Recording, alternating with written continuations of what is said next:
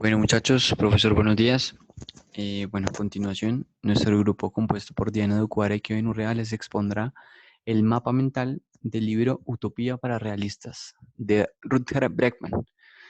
Bueno, Rutger Bregman es un historiador holandés, el cual es considerado uno de los principales jóvenes pensadores de la actualidad. Bueno, en un inicio, el autor busca con su título retirar los prejuicios que tenemos acerca de la palabra utopía, exponiendo pues que a lo largo de la historia de la humanidad los grandes avances como la abolición de la esclavitud, la emancipación de la mujer, se han concebido como utopías en algún punto de la historia. Y pues de esta manera nos recuerda también que las utopías son fines necesarios para el progreso. Tenemos que interpelar a una para decidir en qué futuro queremos vivir. De esta forma, el autor nos expone sus tres ideas de utopías. La primera es una renta básica universal. La segunda es una semana laboral de 15 horas.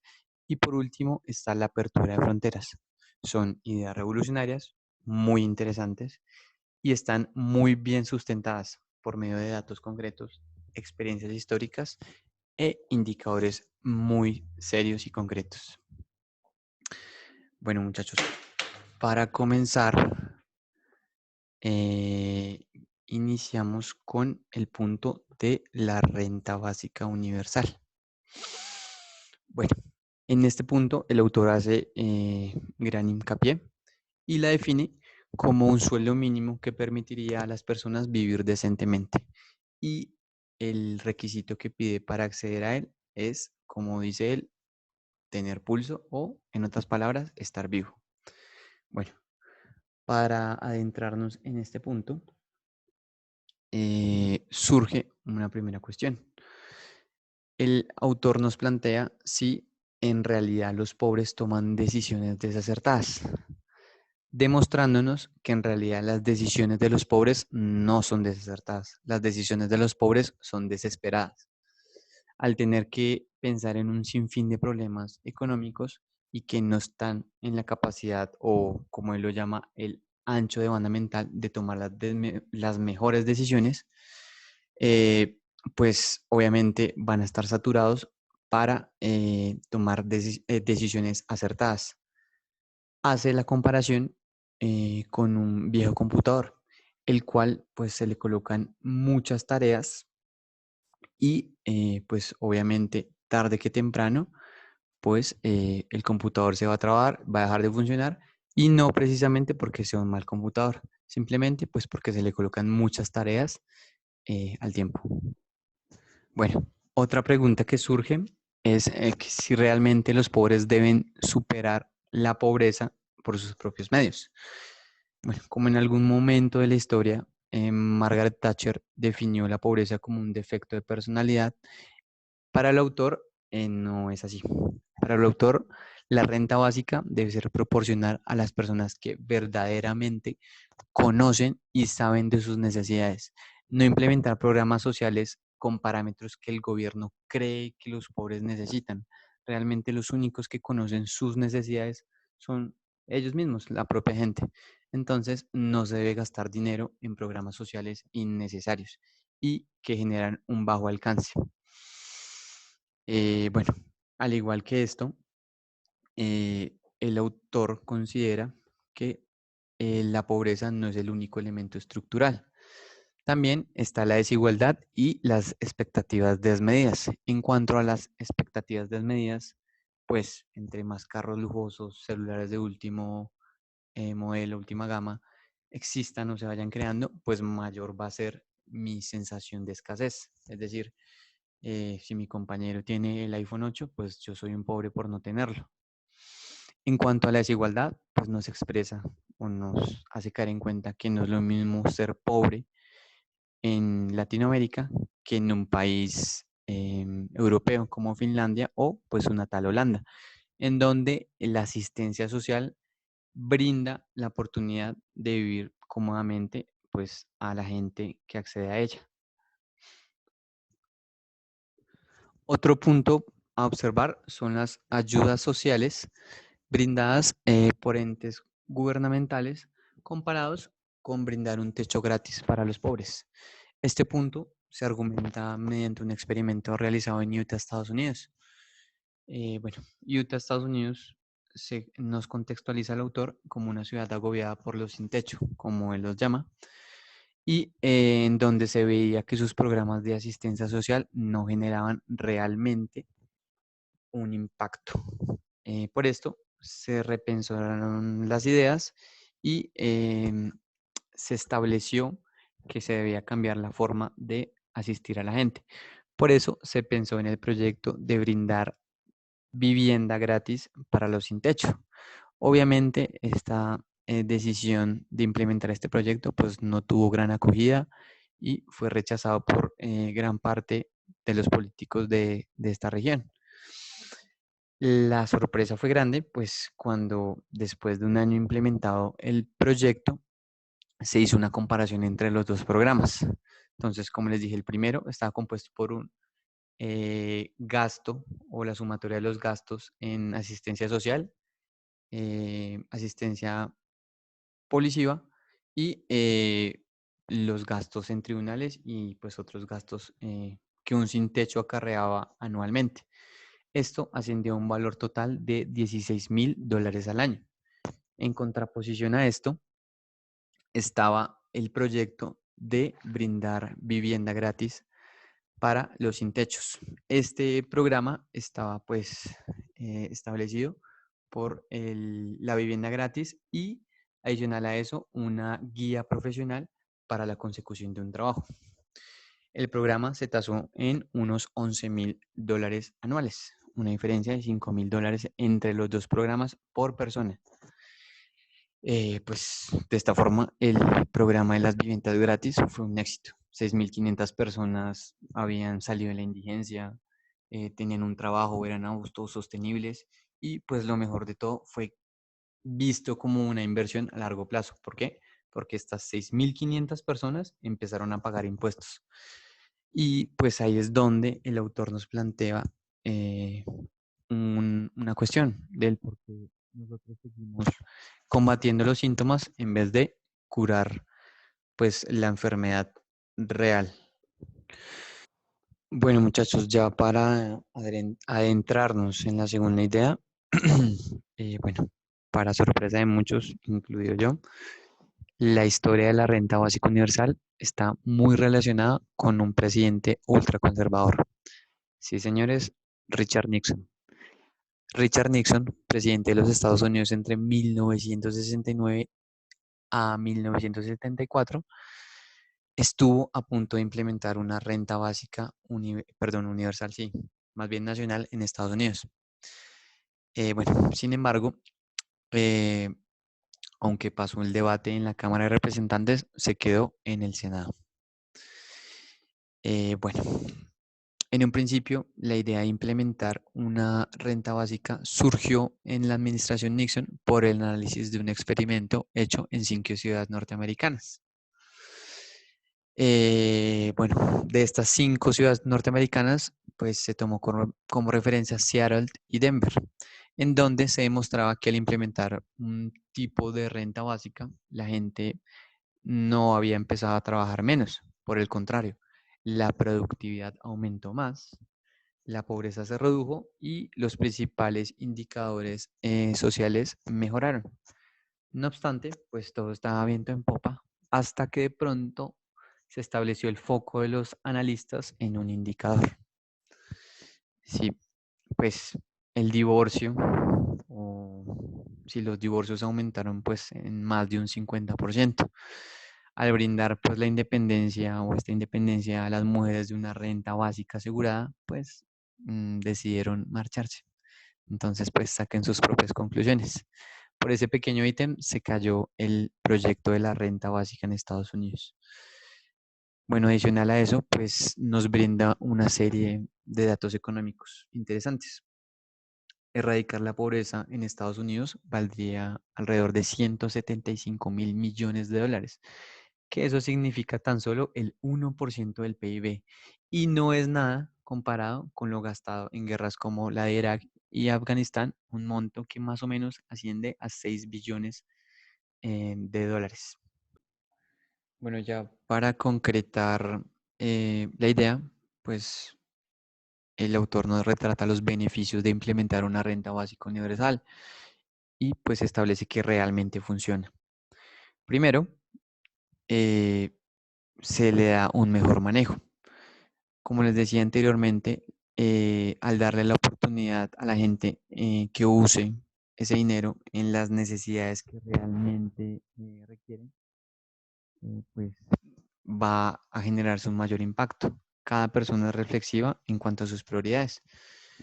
Y pues, como les decía, de esta forma los recursos serán más efectivos. El segundo punto, em, pues se va a interpelar, perdón, la pobreza se interpreta como una falta de dinero en efectivo. Al brindarle pues la renta básica, pues la sensación de pobreza se va a reducir, además de indicadores sociales como la drogadicción y el alcoholismo. Eh, Tercero, como les decía, es una inversión a largo plazo. Entonces, al incluir esta gente, digamos, dentro del sistema, pues se aumentará una recaudación impositiva, es decir, tarde o temprano los recursos vuelven a las arcas de las entidades estatales. Y por último, eh, pero muy importante, es mucho menos costoso que las alternativas. Vieron que los costos económicos de una asistencia social son mucho más elevados que brindar el dinero en efectivo a las personas. Además de que son más costosos, pues no generan un mayor impacto. Pero también es muy importante y para nosotros lo más importante de, digamos, de este punto es que saca de la ecuación un factor vital, la corrupción. Ustedes saben que todos estos asistencias sociales están inmersos en océanos de trámites o parámetros que pues establecen las entidades públicas y pues realmente se le va quitando dinero a la asistencia social real, bien sea por esos trámites de los que les hablo o por el simple hecho de la apropiación abusiva de estos recursos. Bueno, muchachos, ya ahora sí le daremos paso a Dianita para que nos explique el punto de la semana laboral de 15 horas. Buenos días a todos. Yo les voy a compartir la propuesta del autor sobre reducción de la semana laboral. El autor nos describe varios estudios que demuestran que esta reducción está directamente relacionada con mayor productividad. Inicia contándonos cómo países como el Japón,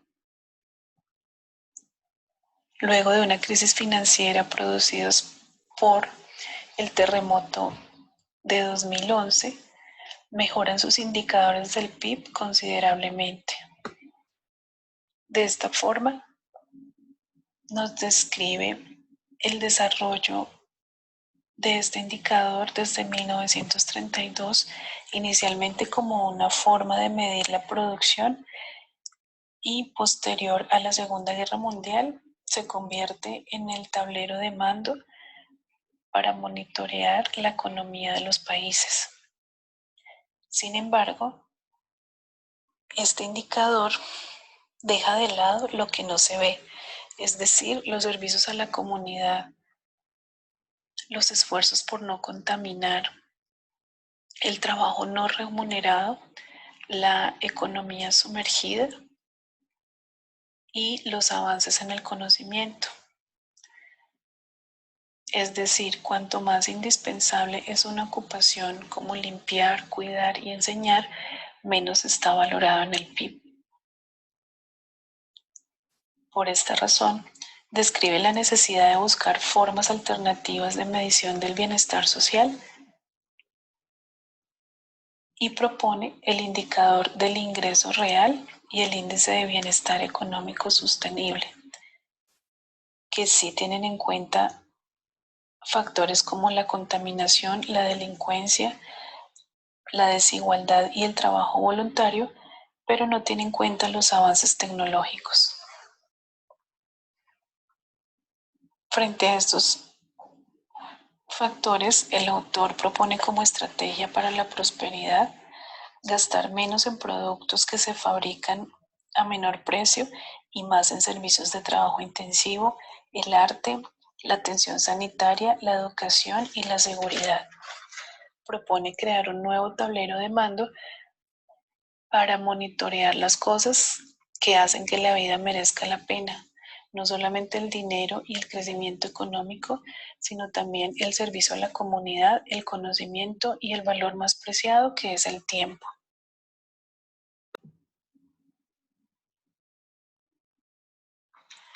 Sin embargo, después de la década de los 80 se crearon trabajos innecesarios que no agregan valor a la sociedad, con cero valor tangible, haciendo movimientos de capital, más no su creación.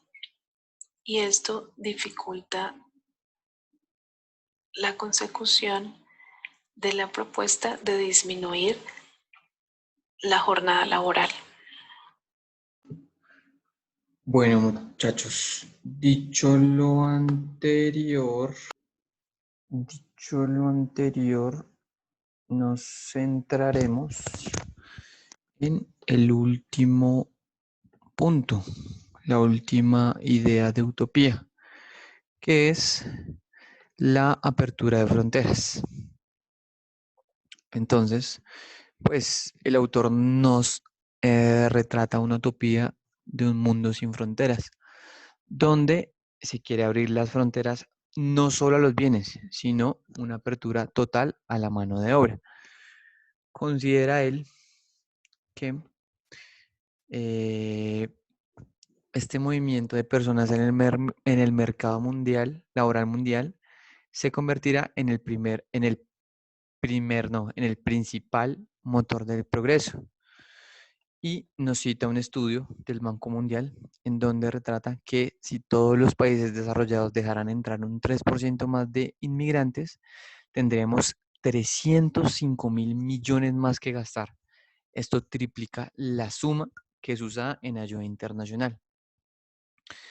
Adicional a esto, pues nos retrata también la dependencia de sociedades que hoy en día tenemos, dándonos un ejemplo del producto Nutella. Nutella es un producto italiano que usa insumos de 8 países para su producción. Imagínense ustedes. Entonces, ¿por qué no abrimos las fronteras si realmente esto nos beneficia? Esto beneficia a nuestras sociedades.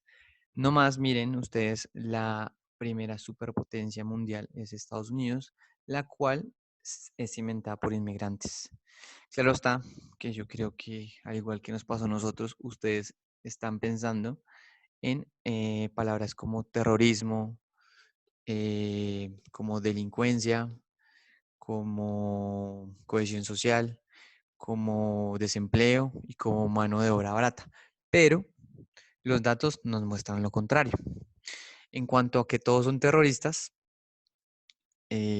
pues cito una investigación de la Universidad de Warwick en el cual se evidencian flujos migratorios de 145 países, en donde se concluye que la inmigración va asociada con un descenso de los actos terroristas. En cuanto al punto de que todos son delincuentes, según el informe, no hay ninguna relación entre el origen étnico y la delincuencia. Realmente, pues, la delincuencia juvenil no tiene nada que ver con el origen étnico, más bien con el contexto en donde se crece. Así, digamos, no sé, en Estados Unidos se crea que un latino es peligroso, pues no tiene nada que ver. Los americanos también pueden serlo dependiendo del barrio en donde crezcan. En cuanto a la cohesión social, también nos cita un análisis retrospectivo de 90 estudios en el cual se descubrió que no había ninguna correlación entre la diversidad cultural y la cohesión social. En cuanto al desempleo, pues este punto no tiene ninguna validez, porque pues eh, de hecho se crean más oportunidades de empleo. Una fuerza laboral más grande supone un mayor consumo, una mayor demanda y por consecuencia más puestos de trabajo. Por último está la mano de obra barata. Pero, según un estudio del Centro de Estudios de Inmigración, se concluyó que la inmigración en realidad no tiene ningún efecto sobre los salarios. Inclusive, pues demuestra que los recién llegados conducen a un repunte en los ingresos de la mano de obra. Los inmigrantes, al trabajar tanto, potencian la productividad y esto se ve reflejado en las nóminas pues de todas las personas. Para ir terminando, muchachos, nos gustaría que vieran un videito antes de la conclusión. Entonces, nos permitimos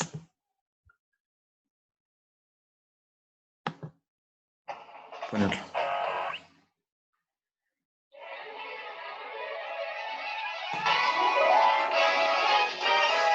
Año 2062. Un día en la vida de los supersónicos no incluía tareas como hacer la comida o limpiar la casa. El trabajo del hogar se encargaba Robotina. Esta robot podría hacerse amiga hoy de Maron Z, un humanoide fabricado en Corea del Sur. Aunque hay algo que todavía no ha aprendido: cuidar a los niños. Robotina era la nana perfecta de una familia feliz. Cuidado que te estoy viendo. Super tenía una jornada de trabajo de solo 3 horas, algo a lo que parecen apuntar algunos de los países de Europa, donde no se trabaja más de 35 horas a la semana. Incluso logró clonarse para quedarse en la casa mientras su otro yo trabajaba.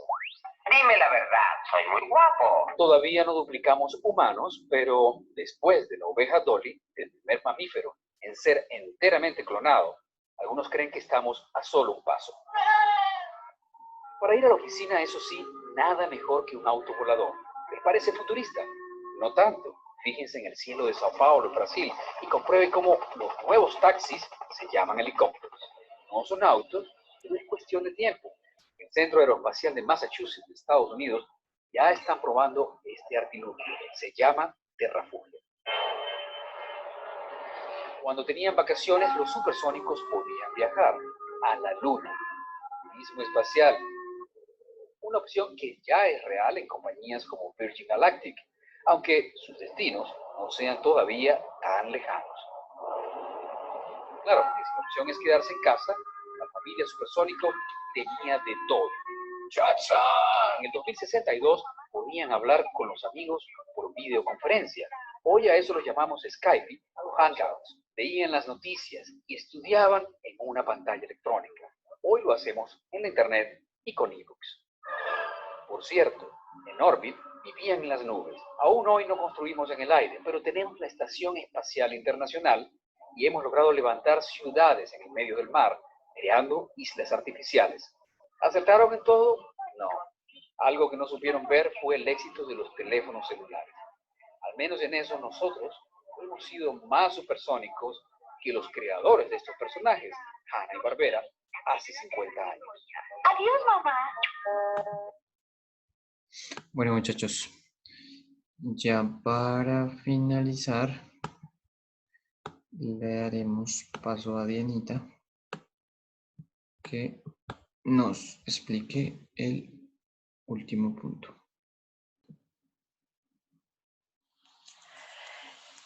Para finalizar, el autor hace reflexión de cómo hacer realidad la utopía a través de la política, pero la política con P mayúscula que se relaciona con la revolución, con hacer inevitable lo imposible. La política actual mantiene sus ideas dentro de los márgenes de lo aceptable o lo que se ha considerado como ventana de aceptación, y cualquier idea o cosa que se haga más allá de estos rangos es calificada como irrealista o irrazonable. La forma de ampliar esta ventana es proponiendo ideas impactantes y subversivas que desplacen los límites de lo racional.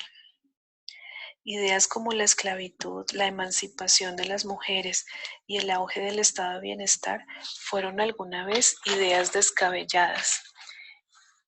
En la actualidad, la izquierda olvidó el arte de la política para convertirse en el socialismo perdedor, es decir, un socialismo con exceso de compasión que cede a los argumentos de la oposición y se queja de la injusticia de políticas imperantes.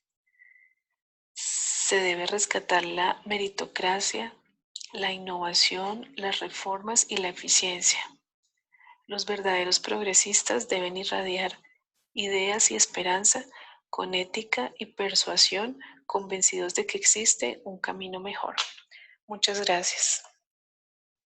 Bueno, muchachos, muchas gracias por su atención. Quisiera finalizar con una frase que nos llamó mucho la atención y pues me permito leerla. Hay una distinción clave entre las personas muy ocupadas y las que viven en la pobreza. No podemos tomarnos un descanso en la pobreza. Muchas gracias y hasta luego.